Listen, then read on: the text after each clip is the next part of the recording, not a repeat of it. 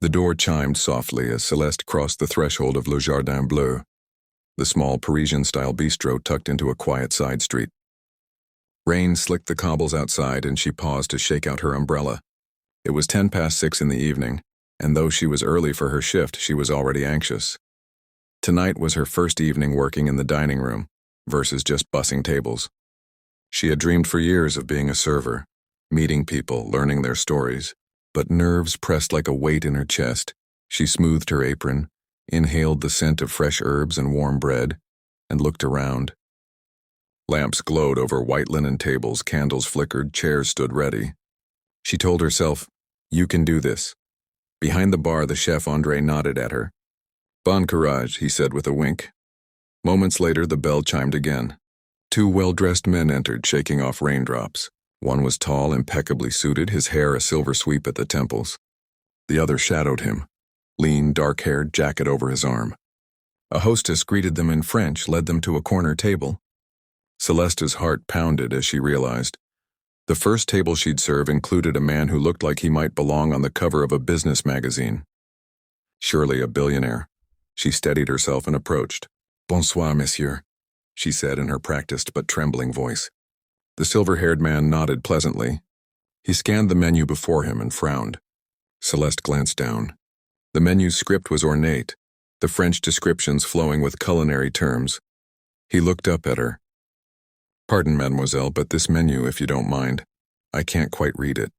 "I don't speak French well." Her throat seized. She had grown up in a small American town, where French was spoken only in classes and movies, never in daily life. In college, she had studied French briefly, but she was nowhere near fluent. She'd taken jobs bussing tables, dishwashing, always hiding the tremor in her voice. What if he judged her? Putting on her best polite smile, she said, "Of course, monsieur. I will be happy to explain anything." She moved beside him, pointing at line after line. "This is coq au vin, chicken and red wine sauce. This is tarte tatin, an upside-down caramel apple tart." He nodded, listening attentively. But the second man interrupted. In a low, firm tone, he said, He can't even read that menu. You should send someone else." Celeste stiffened. The glance from the silver-haired man was mortified. He opened his mouth to protest but was silenced by the younger companion. Time slowed. A hush seemed to brush across the room. The other diners continued their murmured conversations, but for Celeste, the world contracted to that table. Restaurant staff paused in their tasks. The clink of cutlery seemed distant. In that moment, she felt small, exposed. Her cheeks burned. She wanted to disappear. But instead, she drew in a breath and gathered courage. "I'm more than happy to serve," she said, her voice firmer than she felt. She looked directly at the younger man. "Would you like me to explain any dish or to help you find something in English? Or if you like, I can bring an English menu." He stared, unprepared for her quiet confidence. The silver-haired man, clearing his throat, added, "No, she's doing fine. Please continue." Celeste nodded, swallowed, and resumed her explanations. The guest listened, now respectfully asking questions. She spoke haltingly, pausing to search for words. But in that moment, something inside her shifted. She was no longer a timid girl hoping not to be humiliated. She was a human being demanding dignity. Over the evening, she guided them patiently through amuse-bouche, starters, mains, wine suggestions. The tall man asked why she chose to study French. She admitted she loved how it sounded, though she'd grown rusty and was still learning. He smiled. "You have a gift, your accent is charming." He asked about America, and she told him about her small town, her family, her dreams. At dessert, when she approached to take away plates, she saw a small wad of bills and coins near his place.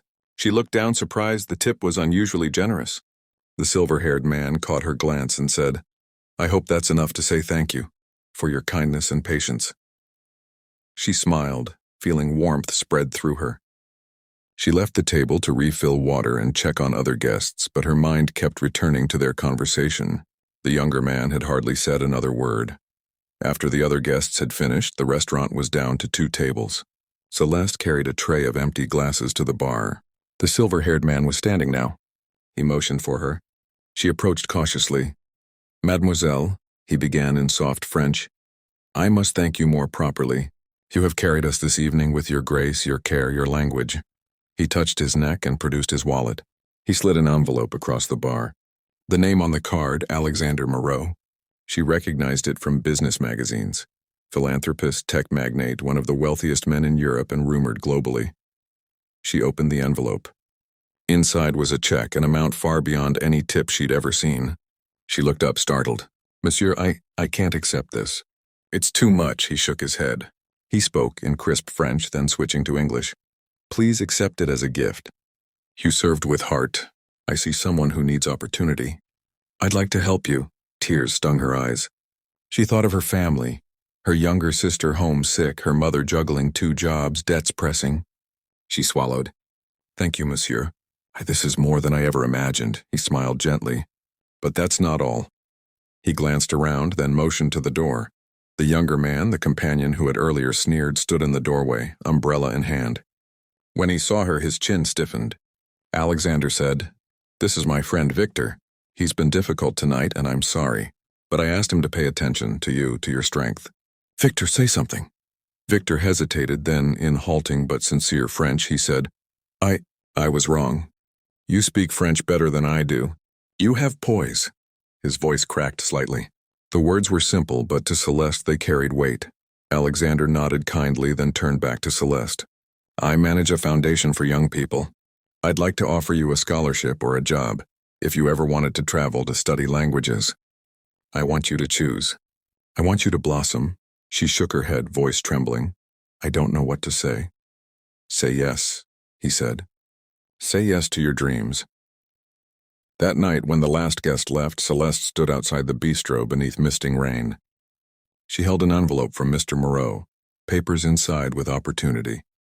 A place in a language institute in Paris, financial support for her family back in the U.S., and a role in his foundation helping underprivileged youth learn languages. The weight of it sank in. Tears blurred her vision. She thought, I was so afraid tonight. I felt small. But I dared to stand up for myself. She recalled how Victor had interrupted, how she had nearly crumbled. And yet she had responded with kindness, with calm, with dignity. That had made the difference. In the days that followed, Le Jardin Bleu's staff gathered around her, clapping when she told them. Her colleagues, kitchen bar hosts, smiled and patted her back. The chef, André, said, You showed courage. You were born for this. Weeks later, she flew to Paris to attend the institute. In her heart, she carried that night's lesson, that every person, no matter their station, wants kindness, respect, the chance to be seen. Years later, Celeste would return to Le Jardin Bleu, not as a server, but as a patron of a sister restaurant that Alexander's foundation opened in her hometown. The bistro had French menus, and young servers practiced their language at a workshop she helped start. When someone stammered or hesitated, she would step forward gently, guiding them, encouraging them the way she once had been guided. And on quiet evenings she'd remember, the moment she refused to be put down, the envelope on the bar, the unexpected words in French from the man who had seemed so distant. Those moments changed her path. In a world that often values power and position, her story echoes that true worth lies in compassion, in courage to speak gently, in willingness to serve with dignity. One act of generosity from a stranger upended the trajectory of her life, not because she was asking for it, but because she showed grit and grace. And so, kindness won. May we all have the courage to silence ridicule with quiet strength, the willingness to lift others when opportunity allows, and the humility to accept help when our dreams and burdens intertwine.